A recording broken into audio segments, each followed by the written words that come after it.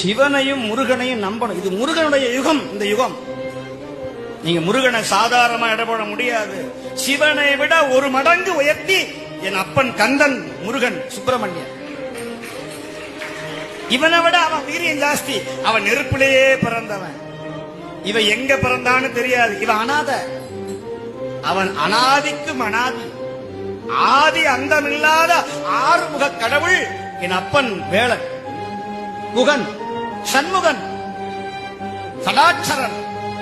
அவன் திருவடிய ஒரு தடவை முருகா அப்படின்னு சொன்னா போதும். குகான்னு மயில் கத்தும். குகா குகான்னு கத்தும் மயில்.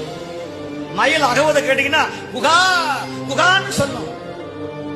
சுப்பிரமணியா, கந்தா, கடம்பா. கந்தனையே சொந்தமென எண்ணிவிட்டால் சந்ததமும் உந்தனருள் கூடி வருமே.